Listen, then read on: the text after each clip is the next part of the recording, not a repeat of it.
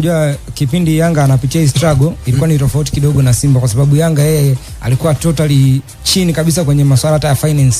Yaani hata ile kulipa wachezaji ilikuwa ni ngumu, kulikuwa mna mwekezaji, kulikuwa mna mdhamini. Unaona, ilikuwa ni wanachama wenyewe wanajichanga pamoja na wale watu ambao wana uwezo ndio walikuwa wanachangia, unaona. Sasa tofauti na Simba kwamba Simba kuna mwekezaji, watu wanakaribia kila kitu.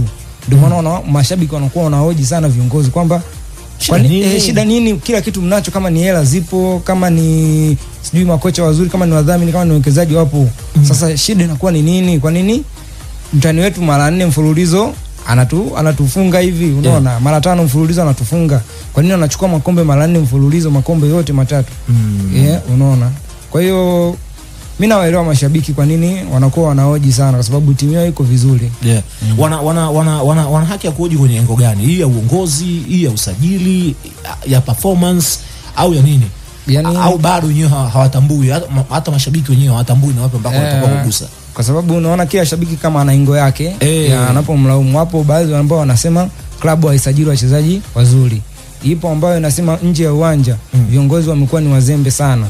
Si ndio? Wapo ambao pia wanasema kwamba kuna mpasuko ndani ya Simba, ndani ya viongozi kwa viongozi wenyewe, kwamba wanakuwa waelewani. Ile bodi inakuwa haipo. Alafu kitu kikubwa ambacho wanakuwa wanalalamika ni kwamba viongozi wao hawana msimamo.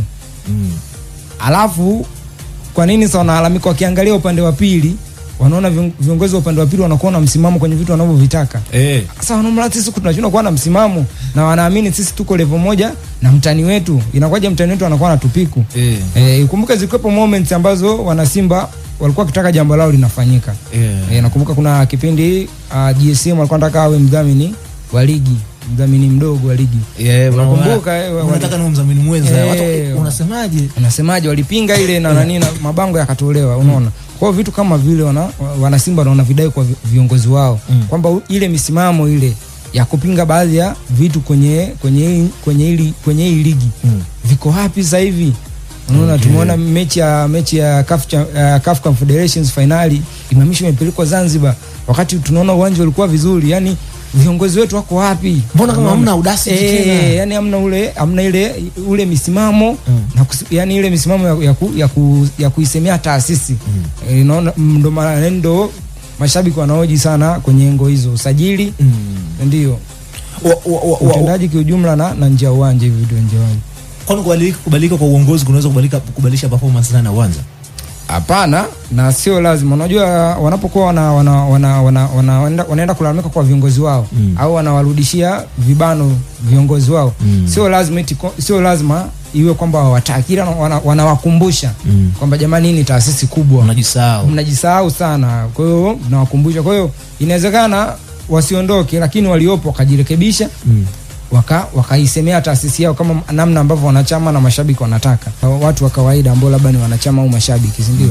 Unaelewa hizi ni kelele. Wewe tayari kipindi mnaanza hii project mlikuwa mnajua malengo yenu ni yapi, si ndio? Kwa hiyo umefika mwisho wa msimu, mnakaa chini, mnaanza kuevaluate bana, malengo yetu ya msimu huu yalikuwa nini? Labda ilikuwa tunajenga kikosi, si ndio? Tumeachieve nini? Tumefika finali, si ndio? Tumemaliza mshindo wa pili kwa utofauti wa alama fulani. Msimu uliopita tuliruhusu magoli almost kama 26 ya kufungwa. Msimu huu tumeruhusu magoli 10 na ngapi? 13 tu ya kufungwa, si ndio? Msimu uliopita tulifunga magoli 56, msimu huu tumefunga magoli zaidi ya 60 au 70, si ndio? Kwa hiyo tunaanza kuona tunaenda kwenye right direction. Kwa hiyo vision yetu ilikuwa ni kwamba tufike sehemu fulani, si ndio? Kwa hiyo tunafanyaje kuelekea msimu ujao? Tuko Champions League, si ndio? Tunahitaji labda kusajili striker labda ambaye atatupatia magoli na nini. Tunahitaji labda kwenye eneo la kiungo tunahitaji tuongeze 1 2 3, si ndio? Tunahitaji backup ya Kapombe ambaye ni profile kubwa. Kwa hiyo unaingia kwenye yale malengo yako sasa ya msimu ujao kwa kuangalia msimu huu umeachieve wapi na ulikuwa umepanga kufikia wapi. Kama ulikuwa umepanga, kama umeoverachieve, yani umezidi yale malengo yako msimu huu, inakuwa ni vile kwa ambacho tunahisi Simba msimu huu wamezidi yale malengo ambayo walikuwa wamejiwekea mwanzo wa msimu, kwa sababu sidhani kama walikuwa na malengo ya moja kwa moja kwamba wanataka kuchukua ubingwa huu wa ligi kuu au wa shirikisho. lakini wamefika sehemu ambayo unasema walicompete. Kwa timu ambayo unasema unaijenga timu alafu timu kipiga mpaka finali ya shirikisho, sidhani kama una hiyo audacity ya kuzungumza. Labda tunasema kwa sababu kwenye furaha. Of course. Kwenye furaha afya mtani wako. Ni kweli. Msimu huu umefanikiwa kufanya vizuri kwenye ligi. Yeye kazifikia rekodi zako huko kimataifa. Ambazo pia ulijimaliza kusema kwamba hii ndio mwezi kuvaa kabisa medali hiyo. Lakini watu wamefika kavaa. Huko kwenye ligi pia umefikia rekodi yake kuchukua mara 4. Binafsi mwenyewe siingii kwenye hicho ambacho umekizungumza kwamba Simba hawajengi timu au hawajafanikiwa kwenye ujenzi wa timu yao. Afrika jana ametoka patupu, pointi 0 na goli zao 2.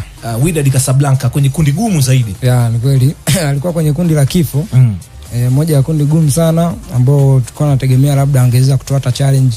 Labda hata baada ya kukosa matokeo kwenye hizo mechi mbili ya Manchester City na Juventus.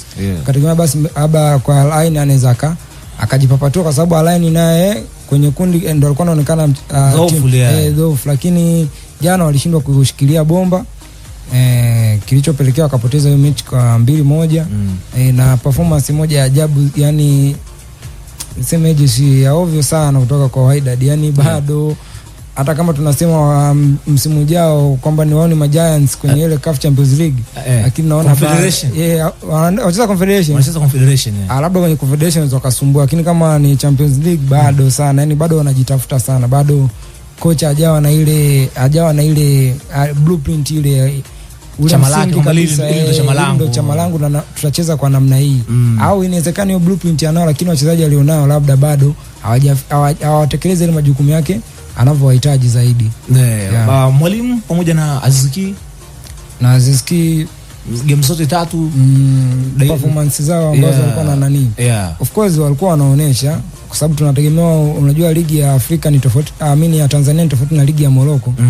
Lakini wamejaribu kuonesha kwamba wanazidi kuingia ndani ya mfumo wa kocha na wanazidi compete kwenye zile standard ambazo zinatakiwa. Kwa hiyo tusubiri labda tuone msimu ujao ndio tutawapima vizuri sasa. Je, wanafikia yale malengo ambao tunatarajia vipaji vyao watavionyesha kwa ukubwa huo, au yatatokea mambo mengine? Lakini so far walichokuwa nakionyesha ni bora, kwa sababu unaona alikuwa anaingia na game inabadilika kabisa kwenye game zote 3. Unaona at least wanatengeneza hata nafasi, mpaka kuna muda watu walikuwa wanauliza vibanda umiza, sasa walikuwa wapi muda wote kumuingiza Aziz Ki, walikuwa wapi muda wote kumuingiza Sema ni mwalimu. Kwa hiyo ni kuwapa muda tu, kwa sababu haya mashindano huwezi kuwapima moja kwa moja, kwa sababu walikuwa wapati nafasi ya kuanza. Walikuwa wanaingia tu tayari timu matokeo imeshakosa, sasa wanaingia tu kama kuona wanaweza kubadilisha mchezo. Sasa hiyo ni mzigo mkubwa sana kwa mchezaji kama mwalimu ambaye unaona anakuwa.